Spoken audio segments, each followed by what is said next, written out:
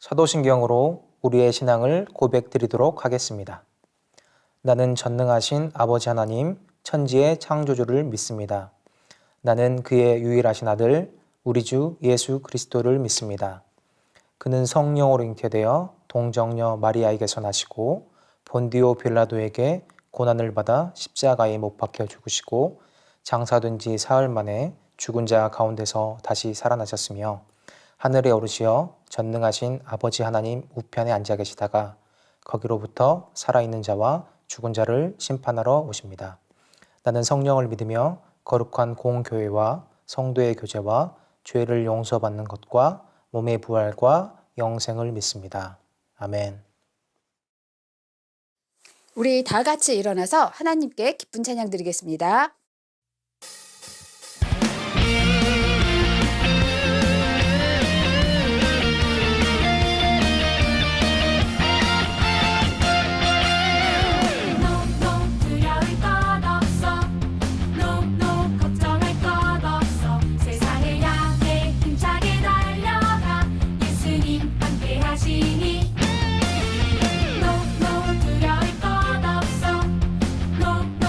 걱정할 것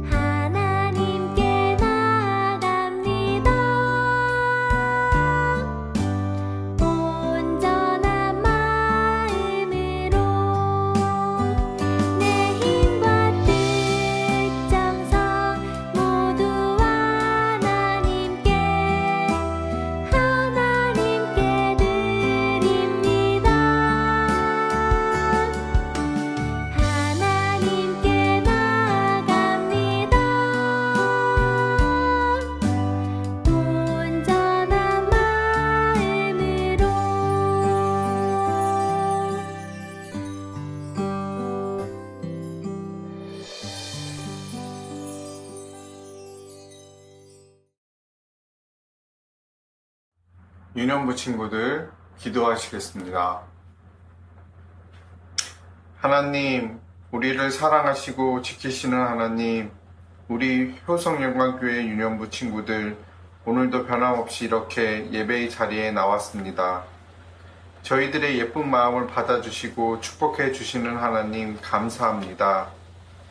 하나님, 저희들이 이렇게 하나님 앞에 나와 함께 찬양하고 기도하는 것이 이렇게 어렵고 귀한 것인지 미처 알지 못했던 우리입니다.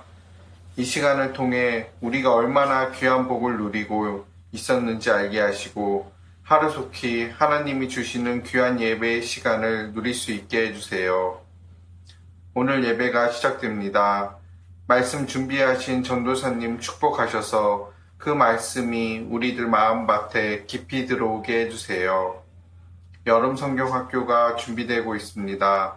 비록 온라인으로 진행되지만 하나님 동일한 은혜와 축복 내려주실 것을 믿습니다. 예배 마치는 시간까지 함께 하실 하나님의 은혜 감사드리며 예수님의 이름으로 기도드립니다. 아멘.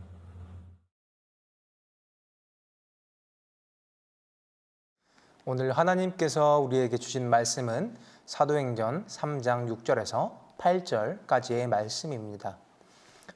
전도사님이 봉독하겠습니다.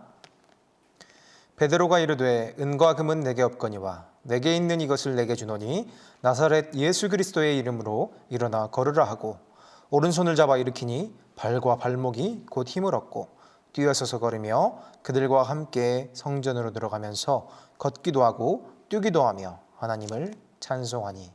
사도행전 3장 6절에서 8절 말씀. 아멘. 안녕하세요, 유년부 친구들. 최은상 전도사님이에요. 지난 한 주간도 잘 지냈나요? 라고 물어보기에는 한 주간에 많은 일들이 있었죠. 네, 지난주에 바이러스가 너무나도 갑자기 급속도로 퍼져서 그것도 변이 바이러스가 너무나도 많이 늘어났기 때문에 우리 친구들의 안전이 너무나도 걱정이 됩니다. 특히 이 인천을 비롯하여서 수도권에 너무 많은 바이러스들이 지금 퍼져 있어서 항상 지금 걱정되는 마음으로 우리 친구들을 위해서 기도하고 있는데 우리 친구들이 항상 별일이 없었으면 좋겠습니다. 우리가 지난 2주간 같이 모여서 예배를 드렸습니다. 전도사님이 정말 여러분을 만나서 너무 행복했어요. 그 2주간 전도사님한테는 전도사님이 된 이후로 첫 예배였고 첫 대면 예배였고 우리 친구들을 만나는 것이 제 이렇게 전도사로 이렇게 하는 거에 있어서 처음 있는 일이었기 때문에 전도사님에게도 아주 뜻깊은 날이었는데 2주밖에 그게 지속되지 못해서 너무 아쉬운 감이 큽니다. 우리 친구들도 많이 아쉬울 거라고 생각이 드는데 지금은 정말 건강을 더 조심해야 되기 때문에 우리 친구들이 아프다면 전도사님은 너무 슬플 것 같아요. 그렇기 때문에 항상 집에서 부모님 말씀 잘 듣고 항상 손 잘 씻고 그리고 최소한의 사람을 만나는 것을 최소한도로 자제하고 그렇게 자기의 건강을 스스로 돌볼 수 있는 우리 유년부 친구들이 될 수 있으면 좋겠습니다. 우리 친구들이 이제 학교도 다시 못 가게 될 텐데 그런 부분에 대해서 참 많이 답답할 거라고 생각이 돼요. 그런데 정말 그것 가운데서도 기도로 이겨내고 그리고 부모님과 가족들과 서로 많은 대화를 하면서 서로 힘들지 않는 그런 시간을 보내지 말고 씩씩하게 잘 이겨냈으면 좋겠습니다. 이 코로나 시기에 우리 친구들도 꼭 같이 가정을 위해서, 부모님을 위해서, 학교를 위해서 그리고 우리 교회를 위해서도 같이 기도해 주기를 바랄게요. 전도사님도 여러분들의 가정을 위해서 같이 열심히 기도하겠습니다. 오늘 본문 말씀은 베드로에 대한 이야기예요. 베드로가 예수님이 잡혀가셨을 때 어땠었는지 우리 친구들 혹시 기억이 나나요? 베드로는 예수님의 제자 중에 수제자였어요. 항상 예수님과 같이 지내면서 예수님과 친밀하게 지내는 제자들의 대표 같은 사람이었어요. 베드로는 아주 자신 있게 예수님 편에 있을 거라고 이야기했지만 예수님께서는 베드로에게 말씀하셨습니다. 닭이 2번 울기 전에 내가 나를 3번 모른다고 하리라. 베드로는 엄청 어리둥절했을 거예요. 아니 도대체 이 예수님이 무슨 말씀을 하시는 거야? 나는 예수님이 전부인데 예수님은 나한테 도대체 왜 저런 말씀을 하시는 걸까? 내가 예수님을 왜 모른다고 해? 예수님은 정말 나를 모르시네 라고 생각했을 거예요. 그런데 실제로 예수님이 잡혀가시게 되자 너무 두렵고 무섭고 자기도 잡혀갈까 봐 정말 베드로는 예수님을 모른다고 3번이나 얘기를 하게 됩니다. 그리고는 큰 충격에 빠져버려요. 내가 예수님을 모른다고 하다니.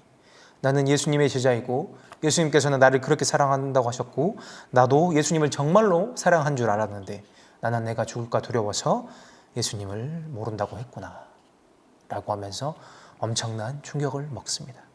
그리고는 다시 고향으로 돌아가 원래 직업이었던 어부로 돌아갑니다. 그런데 어떻게 되었죠?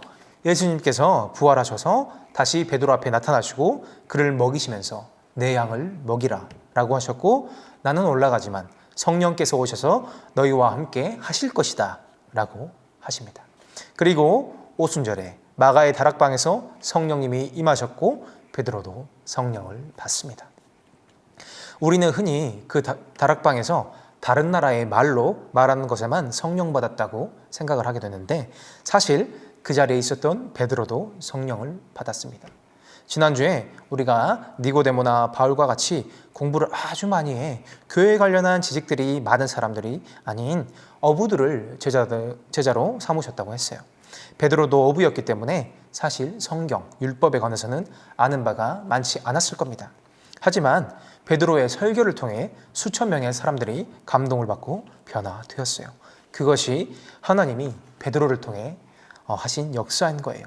그리고 전도사님은 개인적으로 성령의 역사 중에 가장 중요한 것 중 하나가 담대함과 용서라고 생각하는데 사도행전을 천천히 읽어보면서 베드로와 요한에게 이러한 성령의 역사 또한 임했다는 생각이 들었습니다.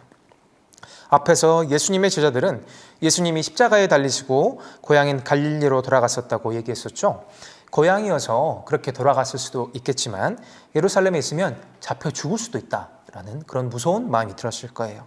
하지만 그들은 예수님을 만나고 예루살렘에 돌아와서 성령 받고 담대히 예수님을 전하기 시작합니다.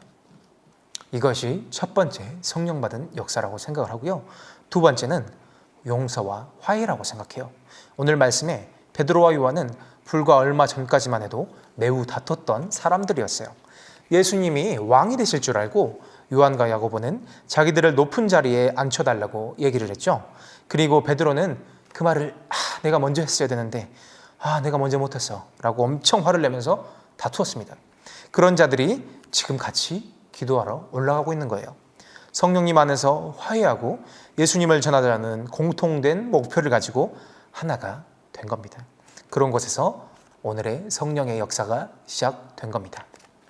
오늘 이 본문에 베드로와 요한은 기도를 하러 성전에 올라가고 있었어요. 올라가던 길에 아름다운 문이라는 미문 앞에서 한 사람을 만났습니다. 그는 태어나면서부터 걸을 수가 없는 사람이었어요. 그는 매일 미문 앞에서 성전에 들어가는 사람들에게 구걸하던 사람이었어요. 걸을 수 없었기 때문에 할 수 있는 일이 많이 없었을 것이고 처음부터 구걸을 시작하게 되었을 겁니다. 베드로와 요한이 미문에 다다랐을 때도 그는 어김없이 두 사람에게 구걸을 했어요. 한 푼만 주십시오. 저에게 저 좀 도와주세요. 너무 오래 굶었습니다. 그렇게 얘기를 하자 베드로는 그에게 나를 보시오 라고 말했어요. 그는 혹시나 돈이나 먹을 것을 얻을 수 있을까 하며 기대하면서 베드로와 요한을 쳐다보았습니다. 그런데 베드로는 이상한 말씀을 했어요. 당신이 원하는 은과 금은 나한테는 없습니다. 하지만 내게 있는 것을 그대에게 주겠습니다. 나사렛 예수 그리스도의 이름으로 일어나 걸으십시오. 그리고는 그의 손을 잡아서 일으켜 주었어요. 그런데 놀라운 일이 일어났죠. 걷지 못하던 그의 다리에 힘이 생겨서 벌떡 일어나서 걷게 된 거예요. 그는 걷기도 하고 뛰기도 하면서 하나님을 찬양했어요. 이 광경을 본 수많은 사람들은 크게 놀라워했습니다. 그 소문을 들은 수많은 사람들이 솔로몬 행각으로 모여들었어요. 이 사건을 보고 들은 사람들은 크게 놀라워하면서 베드로와 요한을 주목했어요. 와, 저 사람들은 누굴까? 저 사람들은 마술사일까? 이렇게 술렁이던 사람들이 모여들자 베드로는 그들에게 예수님을 전하기 시작했어요. 여러분, 왜 이 일을 놀랍게 여기십니까? 여러분은 우리가 어떤 능력이 있거나 경건해서 이 사람의 병을 낫게 했다고 생각하시는 겁니까? 아닙니다. 하나님께서 죽은 사람들 가운데서 살리신 그분, 오래전부터 수많은 선지자들이 예언했던 구원자, 예수님, 이분 한 분이 이 사람을 낫게 한 것입니다. 우리는 그저 예수님의 일을 증언하는 증인일 뿐입니다. 모두 예수님의 능력을, 예수님을 믿으십시오. 베드로는 기적을 보고 모여든 사람들에게 자신을 드러내거나 우쭐대지 않았어요. 오히려 자신을 낮추고 겸손하게 예수님을 소개했습니다. 그리고 그곳에서 예수님의 부활과 복음을 전했지요. 그러자 그곳에서 베드로의 이야기를 들은 사람들이 예수님을 믿게 되었어요. 무려 5천 명이 넘는 사람들이 예수님을 믿게 되었습니다. 예수님이 하늘로 올라가신 뒤 베드로는 예수님의 제자로서 많은 일을 했어요. 사람들에게 하나님의 말씀을 가르치고 기적을 행했어요. 사람들은 베드로를 대단하다고 여겼지만 베드로는 전혀 자랑하지 않았습니다. 왜냐하면 이것은 자기의 능력이 아니라 예수님의 능력이라는 것을 알았기 때문입니다. 나아가 베드로는 예수님의 제자로서 자신에게 주어진 사명은 예수님을 전하는 것인 것을 기억했어요. 예수님과 함께 살면서 내가 진정한 제자인 줄 알았지만 그때 나는 진정한 제자가 아니었고 성령을 받고 진정한 제자가 된 베드로는 이제 제자가 되어 이렇게 많은 사람을 예수님께로 돌아오게 만들었습니다. 예수님을 믿고 따르는 우리는 모두 예수님의 제자입니다. 성령을 구하면 우리도 성령을 받을 수 있고 우리의 힘이 아닌 예수님의 힘으로만 우리는 능력을 행할 수 있고 주시는 담대한 마음으로만 복음을 전할 수 있습니다. 제자인 우리는 성령님을 매일 구해야 하고 예수님의 제자인 우리는 마땅히 예수님을 전해야 합니다. 예수님을 전하는 방법은 여러 가지가 있어요. 먼저 베드로처럼 예수님에 대한 이야기를 들려줄 수 있습니다. 예수님은 우리를 사랑하는 분이고 우리의 죄를 용서해 주시는 분입니다. 누구든지 예수님을 믿으면 영원한 생명을 얻을 수 있습니다. 라고 예수님을 들려줄 수 있습니다. 두 번째로 예수님에게 인도할 수 있습니다. 이 코로나 시대에는 너무 좋은 전도의 환경이에요. 전도사님 갑자기 무슨 말이에요? 우리 교회도 못 가고 지금 사람도 못 만나는데 어떻게 이게 전도에 좋은 환경이라고 어떻게 전도사님은 그런 말도 안 되는 소리를 하실 수가 있어요? 라고 우리 친구들이 생각할 수 있습니다. 전도사님도 그렇게 생각을 했어요. 이렇게 전염병 기간이 길어지면 어떻게 예수님을 전할 수 있을까? 우리 친구들을 만나서 예수님을 강력하게 전하고 우리 친구들과 어울리면서 예수님이 이런 사역을 하셨다는 것을 내가 보여주고 그리고 전해줘야 되는데 이러지 못한 이 환경에서 어떻게 할 수 있을까라는 생각이 들었지만 갑자기 또 그런 마음이 들었습니다. 우리가 처음부터 교회로 친구들을 전도하기가 참 어렵습니다. 처음 오는 친구들도 바로 교회를 가자고 하면 되게 마음에 부담이 생겨요. 그래도 내가 아는 사람도 없는데 교회를 가면은 내가 어떡하지? 라는 그런 생각이 들 거예요. 그리고 처음에는 친구랑 같이 가지만 몇 번 왔다 갔다 하다 보면 그 친구는 이제 또 다른 친구들과 어울릴 시간이 필요할 것이고 혼자 다녀야 할 텐데 그러면 그 친구는 다시 교회를 안 나오게 될 수도 있어요. 그런데 지금 이 온라인 시대에는 우리가 이렇게 온라인으로 TV로 컴퓨터로 영상을 볼 수 있습니다. 이 영상으로 예배를 드릴 수가 있는 거죠. 그러면 우리 친구들에게 그냥 가볍게 권해볼 수 있는 거예요. 우리 교회에서 이런 영상을 있고 우리 이런 성경학교가 있고 이런 것들을 하고 있는데 우리가 이렇게 전할 수 있지 않을까? 라는 생각을 해보면서 내 친한 친구에게 온라인 예배 영상을 한번 같이 들어보자고 권하는 거예요. 그리고 같이 카톡으로 이렇게 문자로 전화로 이야기를 나누면서 오늘 예배를 잘 들었는지 그리고 어떤 예배가 어떤 내용이 있었는지 서로 좀 가르쳐주고 그 친구에게 알려주고 그 부분은 이런 내용이었어 라고 도와주기도 하고 그러면서 예수님에게 인도할 수 있는 겁니다. 마지막으로 행동으로도 예수님을 전할 수가 있어요. 예수님을 믿는 우리가 항상 모범을 보이고 어려운 친구들을 돕고 나보다 다른 친구들을 위해 준다면은 도대체 저 친구는 어떻게 저렇게 행동할 수 있을까?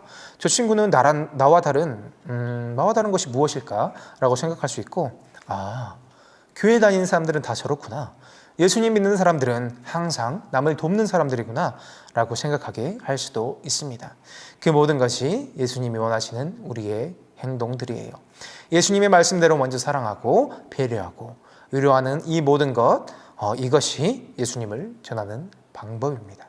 사랑하는 우리 유년부 친구들 예수님을 전하는 멋진 증인 제자가 되기를 바랍니다. 오늘 말씀은 여기서 마치도록 하겠습니다.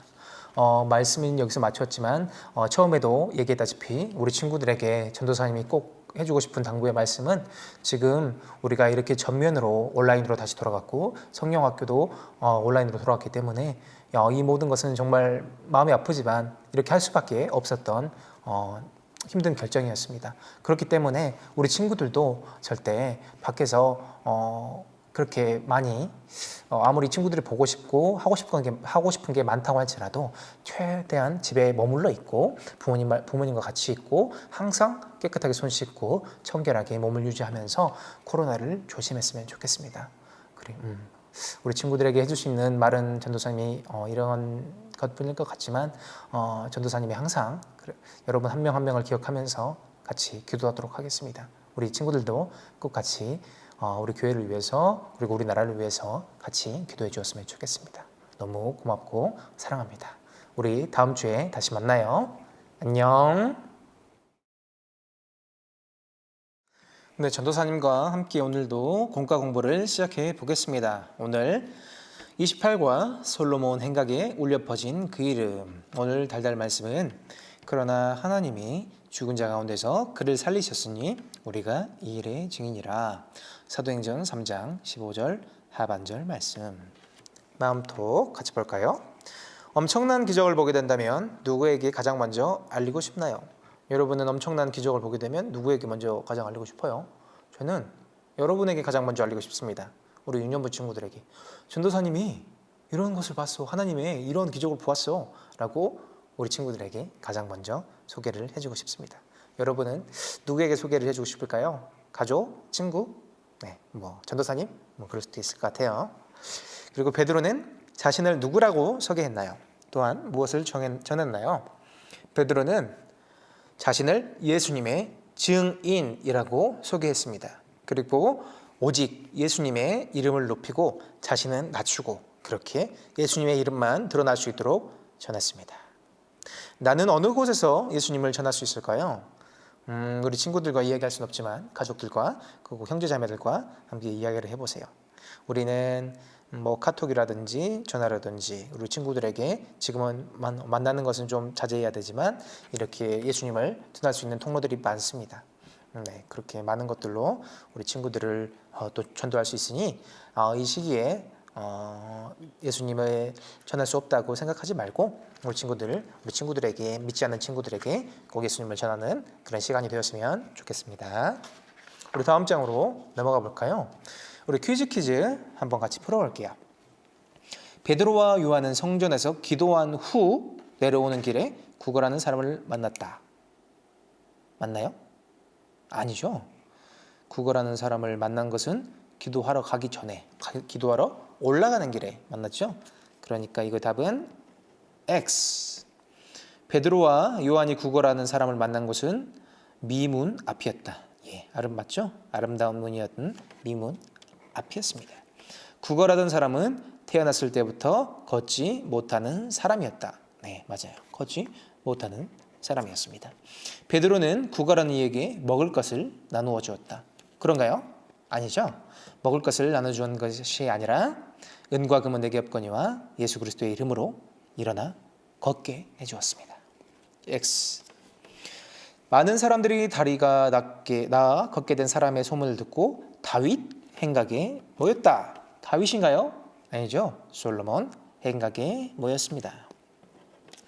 베드로와 요한은 자신들을 예수님의 증인이라고 소개했다. 그렇죠? 예수님의 증인이라고 소개했습니다. 네. 자신들을 높이지 않고 자기들이 한 일이 아니라 예수님이 하신 것이라는 것을 드러냈어요. 베드로의 설계를 듣고 약 2,000명의 사람이 예수님을 믿었다. 설교를 듣고 사람들이 예수님을 믿은 것을 맞지만 여기서는 2,000명이 아니라 몇 명이었죠? 우리 친구들은 너무 잘 알고 있을 거예요. 그렇습니다. 5,000명이 믿었죠? 네, 이것은 X입니다. 그리고 다음으로 넘어가 볼까요? 우리의 머리에 쏙 같이 한번 풀어보겠습니다. 아래 사람들이 하는 말을 보고 이야기의 순서대로 번호를 적어보세요. 우리 한번 같이 풀어봐요. 제일 먼저 했던 것이 무엇이었죠? 베드로와 요한이 기도하러 가는 거였습니다. 1. 벌써 9시가 다 되어가는군. 성전에 기도하러 올라가세. 이것이 1번이고요. 그 다음에 올라가는 길에 누구를 만났죠? 맞습니다. 남에서부터 걷지 못하던 사람을 만났습니다. 그 사람이 구걸하고 있던 모습을 보았죠. 그래서 2번, 너무 배가 고픕니다. 선생님 한 푼만 주세요. 이게 2번입니다. 그래서 그 다음에 어떤 일이 일어났었죠? 그렇죠. 베드로가 은과 금은 내게 없지만 나사렛 예수 그리스도의 이름으로 일어나 걸으라 라고 얘기했죠. 그것이 3번. 그리고는 4번이 무엇일까요? 이거 3개 중에 있을 텐데, 그렇죠. 사람들이 몰려들기 시작했어요. 태어날 때부터 못 걷던 성전 미문의 그 사람이 일어나 걷기도 하고 뛰기도 한데 솔로몬 행각으로 가보자. 이게 4번. 그렇게 모이던 사람들에게 베드로가 예수님을 전하는 것이 5번. 예수님의 이름이 이 사람을 낫게 했습니다. 우리는 예수님의 증인입니다. 그리고 마지막은 6번은 예수님은 이렇게 놀라운 분이구나. 나도 마음을 돌이켜 예수님을 믿어야겠어. 이렇게 예수님을 믿게 된 사람이 5,000명이 되었다. 이것이 6번입니다. 그리고 그 옆에 솔로몬 행각은 어떤 곳인지 한번 같이 봐볼까요? 행각은 지붕 아래에 여러 개의 기둥이 나란히 서 있고 벽이 없는 복도를 말합니다. 그 중에서도 예루살렘 성전 동편에 있는 행각이 바로 솔로몬 행각이에요. 예루살렘 성전은 행각으로 둘러싸여 있었어요. 그 중에서도 동편 사진으로는 왼쪽을 솔로몬 행각이라고 불렸지요. 이쪽인가 봐요. 이렇게 솔로몬 행각은 많은 유대인들이 모이는 장소였는데 주로 랍비들이 말씀을 가르치고 토론하는 장소였어요. 그래서 지혜의 왕으로 알려진 솔로몬의 이름을 빌려서 솔로몬 행각이라고 이름을 붙였답니다. 예수님도 이곳에서 유대인들을 가르치셨답니다. 마지막으로 우리 머리에 쏙 같이 한번 봐볼까요? 미문의 이름은 왜 미문인가요? 예루살렘 성을 둘러싸고 있는 성벽에는 총 8개의 문이 있었어요. 그 중에서도 예루살렘 동쪽 벽에 있는 문이 바로 미문이에요. 미문은 말 그대로 가장 아름다운 문이라는 뜻인데 예루살렘의 여러 성문 중에 가장 아름답게 꾸며져 있었기 때문에 붙여진 이름이에요. 미문은 황금문 혹은 동문이라고 불리기도 한답니다. 특별히 예수님은 예루살렘으로 입성하실 때 이 미문을 통과하여 들어가셨어요. 미문은 기드론 골짜기가 있는 감람산과 마주하고 있는데 예수님은 감람산에서 제자들을 맞은편 마을로 보내어 어린 나귀를 데려오게 하신 후에 어린 나귀를 타고 미문을 통해 예루살렘에 입성하신 것이지요. 네. 오늘 공과 공부는 여기까지 하고 마치도록 하겠습니다. 우리 친구들 다음 한 주간도 정말 코로나 조심하면서 건강하게 잘 지내길 바랍니다. 우리 다음 주에 만나요. 안녕. 유년부 친구들, 이제 소중한 마음 가득 담아서 하나님 앞에 준비한 예물 드리도록 하겠습니다.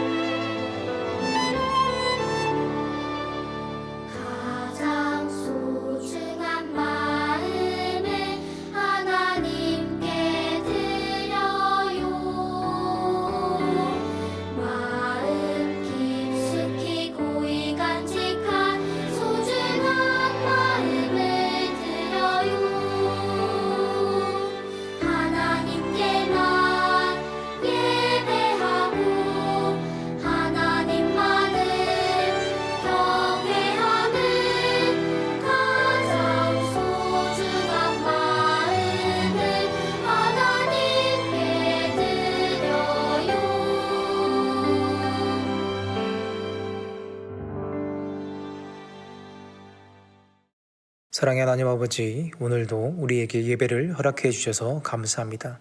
비록 우리가 2주밖에 함께 모이지 못한 것은 많이 아쉽지만 우리의 진심을 다하는 예배는 장소에 상관없이 계속될 것입니다. 예수님이 제자로 부르신 우리 유년부 친구들을 한 명 한 명 더욱 영적으로 성장하게 하시고 코로나로부터 항상 안전하게 지켜주세요. 우리 유년부 친구들이 사랑하는 마음 가득 담아 예물 드리오니 하나님의 나라를 위해 사용하여 주세요. 예수님의 이름으로 기도드립니다. 아멘. 이 시간 다 함께 주님이 가르쳐 주신 기도를 드리도록 하겠습니다. 하늘에 계신 우리 아버지, 아버지의 이름을 거룩하게 하시며 아버지의 나라가 오게 하시며 아버지의 뜻이 하늘에서와 같이 땅에서도 이루어지게 하소서. 오늘 우리에게 일용할 양식을 주시고 우리가 우리에게 잘못한 사람을 용서해 준 것 같이 우리 죄를 용서해 주시고 우리를 시험에 빠지지 않게 하시고 악에서 구하소서. 나라와 권능과 영광이 영원히 아버지의 것입니다. 아멘.